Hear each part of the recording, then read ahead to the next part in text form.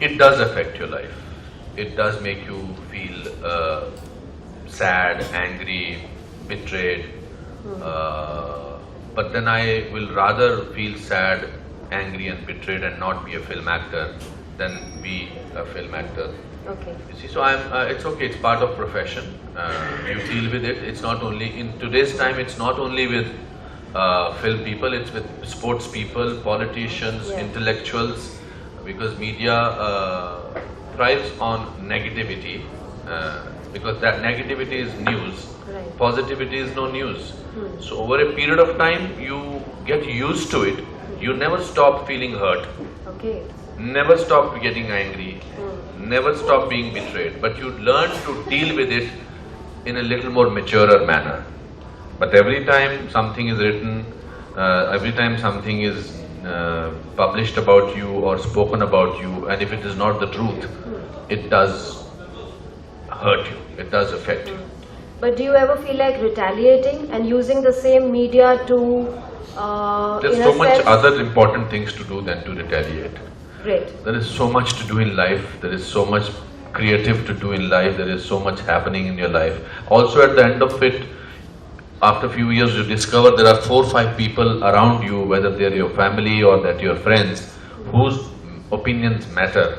Right. And news is just 24 hours, not even 24, 12 hours a day, which is important. I don't remember what was yesterday's news.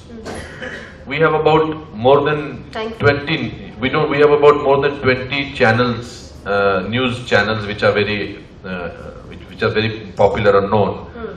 Every 20 minutes there is a breaking news on all the channels, Right. and every breaking news is about something which has gone wrong.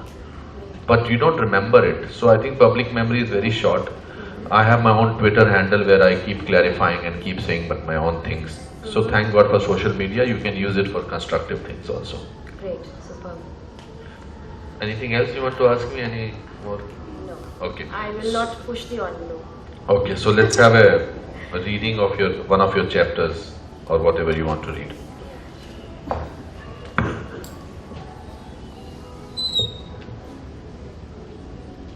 To Raj, being with Sia was blissful, despite her vulnerable state. The prospect of going back to the Mehra house, especially to Simran, was plain agony. Sia's vulnerability was a change. It was refreshing. It made him want to protect and possess her even more. It made her appear ethereally beautiful and desirable to him. It began with him staying with her because there was a crisis. Then he tried to move away, to reduce the time that he was spending with her. But now, there was no need to pretend. Raj was with her for weeks together. His driver and his secretary Mahesh had stopped checking with him where they had to pick him up from or where to report for work. It was so unlike Raj to not care for what people said about him and Sia, or about the producers who lamented their cancelled shoots. He was enjoying the giddy feeling of being recklessly in love. It gave him the felicity to lie smoothly when he told Simran that he was only bringing Sia back on track so that they could complete all the films they were doing together. Or to tell his children that his heart ached for them, but he was so helpless. To be fair, he did feel anguished after he gave his kids that answer. But when he had figured a long time ago that he would always be guilty in his situation, one way or another. One evening when Sia was browsing through an album, she saw a childhood picture of her and her mother Sulochana's. "How will I ever live now, Raj?" Sia asked Raj as desolation swept over her. "Mama meant everything to me. I never really knew my father. Mama defined my life's ambition when I was just 6. I have never known a normal life. I was always working. I never had any friends, never went to school. I never had a normal childhood. But Mama ensured that I tasted success very soon in life. She made me reach the heights of my profession. She was the best. From taking care of my needs, my home, my finances, she did it all." Raj smiled and said, "Reminds me of the one person who takes as much care of me, Mahesh." Sia began to cry as she said, "Sometimes I feel I should just end it all. I need her, Raj. Wouldn't things be simpler if I ended my life?" Raj was angry now. He knew that Sia was going through depression. He had discussed her condition with the doctor and they had both decided to wait and watch before starting Sia on antidepressants. Raj had sacrificed his family life, earned the wrath of loved ones so that this young girl would not feel that she was adrift. He had been patient with her as he had been with no one else. "Don't you ever say that again," he almost snarled. Sia looked startled. Softening immediately, he said, "Sia, look at me.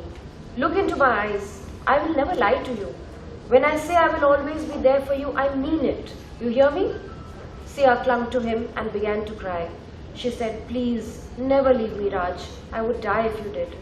That night, once again, Raj did not go back home. Simran sat up in the darkness of her bedroom with Trishla's head on her lap. She stared out, her mind a tumble of countless thoughts. Trishla was unable to sleep that night, meshed in a nightmare of her own, calling for her father in her sleep, crying no matter what Simran did to soothe her. Trishla's face was drenched in tears. Simran brought her to her room, but the crying wouldn't stop. A helpless Simran called up Raj and gave the line to Trishla. When Raj heard his little baby girl cry, he felt awful. He gently eased Sia off his lap, but she woke up. "Trishla's crying, I need to go." Sia looked like she was about to cry. "I'll be back, baby," he whispered. "I promise. Please trust me." Raj held her, crooned to her, and after kissing her hair, left. He drove fast. He had told Simran that he was coming, yet she seemed unprepared when he walked into the house. He purposefully strode into their room.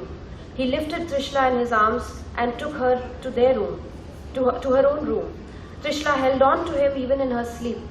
But once she was fast asleep, he prized himself away. As he stepped out of her room, he found Simran waiting for him. She looked surprised that he was all set to leave again. Her heart sank. "Where are you going at this hour?" Raj did not say anything. Simran persisted. "At least give me an answer. What do I tell her when she wakes up?" Raj looked at Simran beseechingly.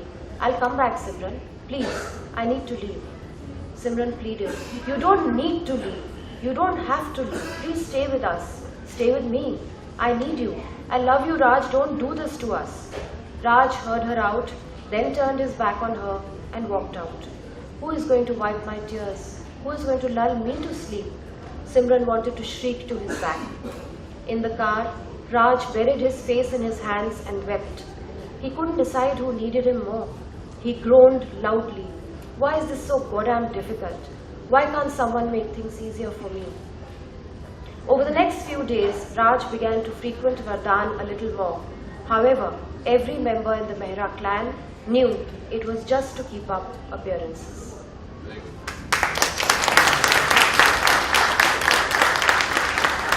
Excellent.